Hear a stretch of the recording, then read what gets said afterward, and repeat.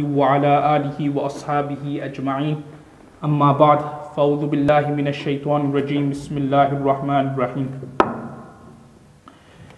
A couple of weeks ago when we last had our session, we were looking at Tawheed, and I mentioned the different types and the different categories of Tawheed.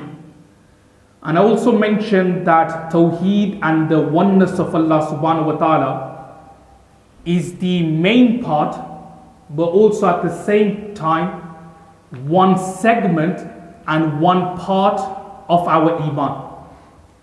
Iman doesn't just mean to believe in the oneness of Allah and then you don't believe in life after death, or you don't believe in fate, or you don't believe in Rasulullah sallallahu alaihi wasallam, because many people like the Jews and the Christians, they believe in one God, they believe in one Allah, but it doesn't make them a believer, it doesn't make them a Muslim, because there are other segments, there are other parts of Iman and of belief which needs to be found before you are considered to be a true mu'min and a true believer. Now, I mentioned a couple of weeks ago that the first and foremost of Iman is to believe in the oneness of Allah. Amantu billah. The next part of our Iman is to believe in the angels and the malaika. Amantu billahi wa malaikatihi, i.e. to believe in Allah subhanahu wa ta'ala's angels and Allah subhanahu wa ta'ala's malaika. Now the angels, they are from the unseen of this world. And we call this Iman bil Ghaib, belief in the unseen. And our religion and our deen or Iman, it's all based on belief in the unseen. Because if things were apparent to us, if we could see angels, say for example, then everyone would be believers. If we could see Jannah and Jahannam with our own eyes in this world, everybody would be Muslims, everyone would be believers. If we were able to see Allah subhanahu wa ta'ala, then everyone would be believers. There will be no need for a prophet to be sent to guide mankind. You know, there will be so many masajids on every single road, 2, 3 on every single road, because there will be so many people believing and they want to come to the masjid for salah. So if it was like that, then everyone would be believers. Now if everyone is believers, then there is no point of this world. There is no point of our existence. Because the whole purpose of our existence, the whole purpose of this world is to believe in the unseen. Because remember, this world which we are living in, it's a test from Allah. And Allah subhanahu wa ta'ala, He'll test us in many different ways. The same way we academically, we are tested through GCSEs, A-levels, we are tested through degrees and courseworks and assignments and monthly assessments and so on. It's a test from Allah to see, well, when it comes academically, it's a test from the tutors and the teachers or the lecturers to see how you're doing. Similarly, when you are tested by Allah subhanahu wa ta'ala in this world, is so that Allah subhanahu wa ta'ala can determine those people who are true and firm in their Iman and their belief, and those who are false in their Iman and their belief. That's why Allah subhanahu wa ta'ala in different ways He tests us. As mentioned in the Quran, وَلَنَبْلُوَنَّكُمْ بِشَيْءٍ مِّنَ الْخَوْفِ. That Allah subhanahu wa ta'ala, sometimes He will test us through fear. Fear could mean fear through the enemies. Fear, it could also mean in terms of practicing our religion. That we want to keep the beard, but we fear or we scared that if we go to work, then what our non-Muslim colleagues going to say about our beard. Or we want to go to work with our jubbah, with our hat, with our turban, but we fear what our non-Muslims friends going to say about the turban, about the jubbah, and about the beard, about the hat. So these are all tests from Allah subhanahu wa ta'ala. So as I was saying that our existence in this world is so that Allah subhanahu wa ta'ala can test us. And the way He tests us is by telling us that, okay, all of you, you need to believe in the unseen. If you're going to believe in the seen and things which are apparent, then there will be no need for this world. There will be no need for our existence. Everyone will be Jannatis. Everyone will be in Jannah and Jannat. There will be no need for Jahannam and the fire of hell. But the reason why we have this world and our existence is so that Allah subhanahu wa ta'ala can test us, and He tests us through belief in the unseen. So angels, the malaikas, they are what we call the unseen. We can't see them, but we believe in them. Now angels, as mentioned in the hadith, they have been created out of light. The same way jinns have been created out of smokeless fire, whereas human beings have been created from clay and mud. The angels and the malaikas, they have been created from light. And these angels and these malaikas, there are so many of them, millions, billions of them. Only Allah subhanahu wa ta'ala knows the exact number. But from one hadith we can understand or derive that there are so many of them. And it's mentioned in a hadith that there is a place in the seven heavens called Baytul Ma'mur.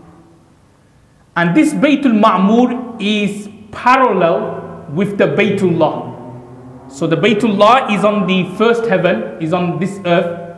Then parallel on the seventh heaven, you have the Baytul Ma'mur, where the angels, they do tawaf around this Baytul Ma'mur.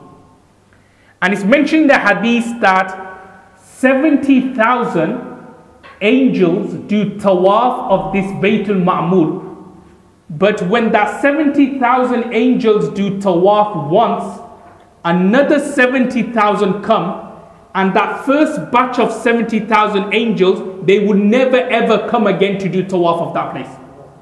So that tells us how many billions, zillions of angels there are. Because if 70,000 are doing it one batch, then the next batch comes, and then the next batch comes, but the 70,000 who did tawaf first, they would never ever come back again to do tawaf. Why? Because there's millions and zillions of lines of angels who are still awaiting their turn to do tawaf of the Baytullah or the Baytul Ma'mur. So there are so many angels. And also the angels, they are very, very big. Sometimes like in films or in cartoons, they depict angels as to be something small. But actually angels are very, very big, they're massive. And it's mentioned in a hadith that once Rasulullah sallallahu alaihi wasallam, when he saw Sayyiduna Jibreel alayhi salam in his actual, real, angelic form, it's mentioned that Sayyiduna Jibreel alayhi salam, he had 600 wings, and each wing covered the horizon of the earth and the skies. Okay, so he had 600 wings, and each wing covered the breadth of the length from the heavens and the earth. So that's how big Sayyidina Jibreel alayhi salam's wing was. Imagine how big Sayyidina Jibreel alayhi salam would be. So there are many hadiths similar to that when he describes the size of the angels, that they're very, very big and they're very, very massive. Now, what do angels do? Why is there the need for the angels? Now, the angels, think of angels to be the foot soldiers of Allah subhanahu wa ta'ala. They do responsibilities for Allah subhanahu wa ta'ala. So you have Sayyidina Jibreel alayhi salam, who is in charge of conveying the message and the wahi to respective prophets. You have the angel of death, who is in charge of taking the ruh and the soul from people. You have some angels who carry the arsh and the throne of Allah subhanahu wa ta'ala. You have some angels who are in charge of the rain. You have some angels who are in charge of the clouds. So these angels, they are there to help, or they are basically the foot soldiers of Allah. They have been designated, they have been given responsibilities by Allah to do this and to do that. Now, by the way, don't get the wrong meaning that Allah is in need of them.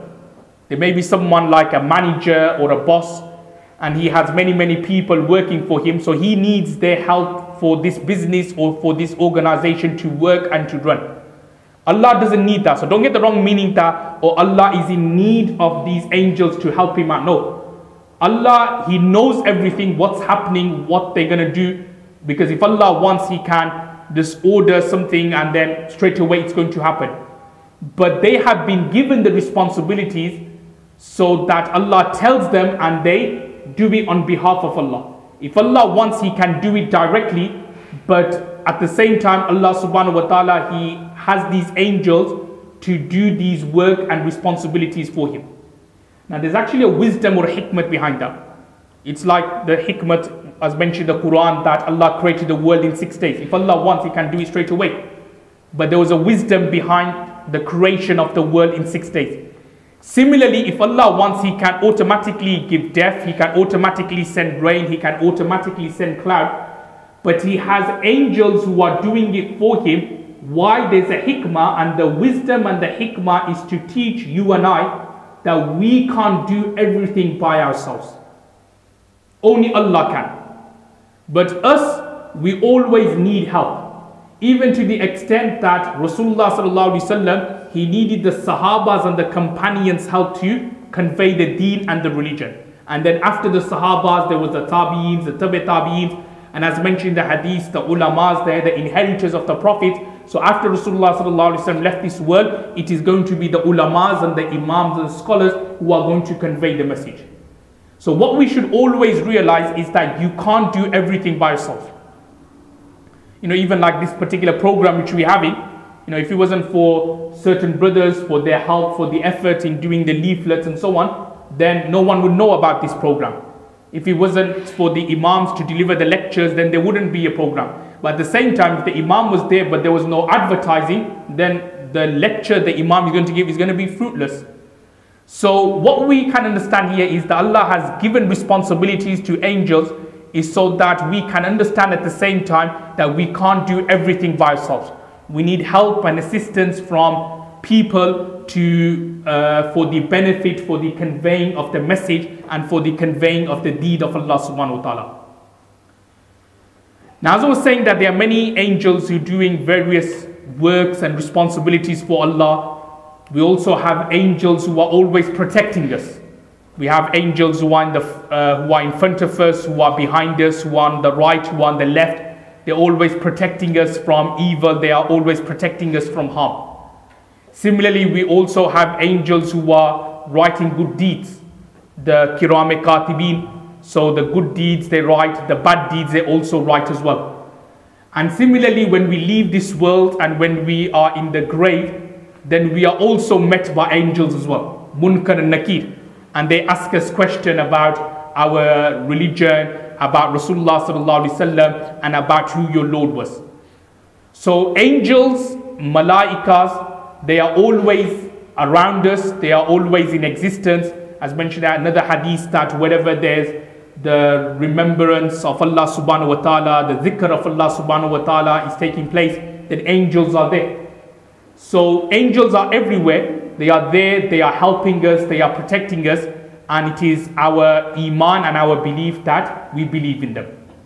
So that is the second part of our Iman, is Amantu Billah wa Malaikatihi. Very quickly, number 3 is that we believe wa kutubihi, in Allah subhanahu wa ta'ala's books. So all the scriptures which Allah subhanahu wa ta'ala has given, we believe in them. We believe in the Torah. We believe in the Injil, but the main difference is that we believe in the unaltered version of the Torah. We believe in the unaltered version of the Bible. What they've done nowadays is that they've changed the Torah and the Injil and they've added their own words in. We don't believe in that because that's man-made. We don't believe in man-made books. But one of our fundamental part of our Iman is that we believe in the Holy Quran and also the unaltered versions of the previous scriptures, given to the respective prophets, not just to Musa alayhi salam and Isa alayhi salam, the Torah and the Injil, but so many scriptures and books were sent before. To Ibrahim alayhi salam, to Idris alayhi salam, to Shis alayhi salam. So many prophets were sent books and guidance and scriptures and sahifs and sahifas. We believe in every single one of them.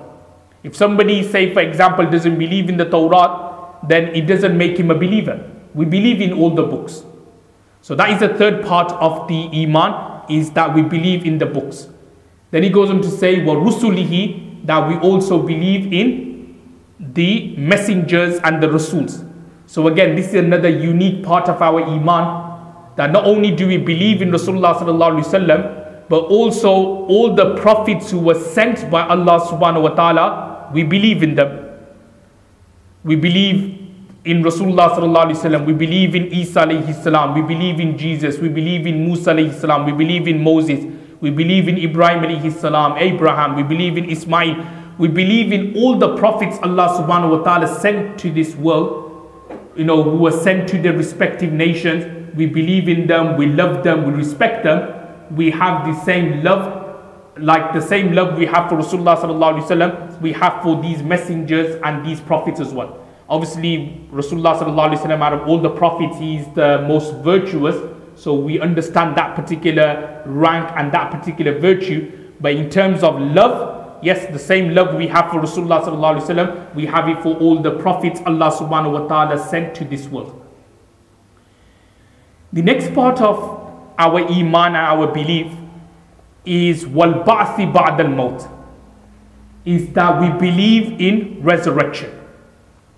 We believe that a time will come when we will leave this world. There will be Qiyamah, there will be Day of Judgment, and a time will come when we'll be resurrected, when we'll be taken out from our graves and we'll be in front of Allah subhanahu wa ta'ala. Now some people, when they listen to this particular part of our Iman and our belief of resurrection, they say that, oh, this is similar to reincarnation. That being resurrected and you're going to be brought in front of Allah subhanahu wa ta'ala, isn't that similar to reincarnation when you die, as the Hindus believe that if you died as a good person, then you'll be reincarnated as a cow, because the cow is like a god to them, so you'll be reincarnated as a cow or an elephant or something like that. Yeah. So basically, some may say that resurrection and reincarnation, that's the same. Now there's a difference. The difference is that in the Hindus, they believe in reincarnation, but they believe that the spirit or the ruh is taken from one person when he passes away, and then that spirit and then that ruh then goes on to a totally different person, comes in a total different form or in a total different kind of image or in a total different person. Whereas we as Muslims believe that when we pass away, we are resurrected, but we are resurrected with the same ruh and also with the same body and jism as well. So the same way we died, will be resurrected by Allah. Obviously there will be certain differences in terms of, as mentioned in the hadith, that when we resurrected, we'll be resurrected uncircumcised. If, say for example, when we passed away, one or two tooths have fallen out, when we resurrected, the teeth will come back again. Just say for example, if we had a bold cut, we had a zero cut, and then we passed away straight away, then when we resurrected, we'll be resurrected with hair. Basically, the way we were born in this world, the way we're going to get resurrected in the hereafter. So the same way when a baby comes to this world, he has hair. It's got, well, it doesn't have teeth, but he has hair, he's got like nails and so on. So similarly, that's how we're going to be resurrected in the hereafter. So just say for example, we cut our nails and then half an hour later we then pass away. So when we are resurrected, we'll be resurrected with our nails. If we like had a short back and side, or we had a step cut and then we pass away, we'll be resurrected with hair over our head. So this is how we're going to be resurrected by Allah subhanahu wa ta'ala. So we'll be resurrected with our same body, with our same ruh and soul, but obviously with slight changes and slight differences. And the second point to mention between the difference between reincarnation and resurrection is that the Hindus, they believe in reincarnation, but in this world. They don't believe in reincarnation in the hereafter. They say that this world is just like going to continue and it's a never-ending cycle. So like your ruh or your soul was in a cow, say for example, but then later on you will come into a pig, or you will go into a monkey, or you will go into a human being, or you will go into a rich person, a poor person. So all these things, they believe in the transferring of the soul, but they believe in this world. They don't believe in the hereafter. Whereas we believe that, okay, we'll be resurrected, but our resurrection will be in the hereafter, i.e. it will be life after death. Recycle. So that is another part of our Iman. Very quickly, another part of our Iman is also taqdeer, to believe in fate, the good and the bad.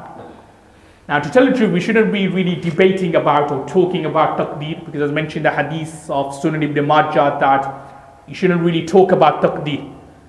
You shouldn't talk about fate, because it's one of those things which people don't really understand how it works. And because they don't really understand how it works, then they start questioning about deen, about Allah, about religion, about certain things which has happened to them. And because of that reason, they lose the plot and then they leave the fold of Islam. They become philosophers. So basically, it's one of those topics which you should be very cautious when it comes to talking about or debating about. But one or two things I'll mention about taqdeer. Obviously, as I was mentioning, that it's our Iman and it's our belief that we believe in taqdeer. And it's mentioned in the hadith that there are 5 things which Allah subhanahu wa ta'ala has already written and predestined from before. Now, what are the 5 things which are mentioned in the hadith? It's mentioned in the hadith, number 1, your age. How long you're going to live in this world, Allah subhanahu wa ta'ala has predestined from before. So if you're going to live until you're 30, 35, or if you're going to die in your childbirth, Allah subhanahu wa ta'ala knows. Allah subhanahu wa ta'ala has predestined and has written from before. Number 2, your sustenance, your risk. So again, that has been destined from before.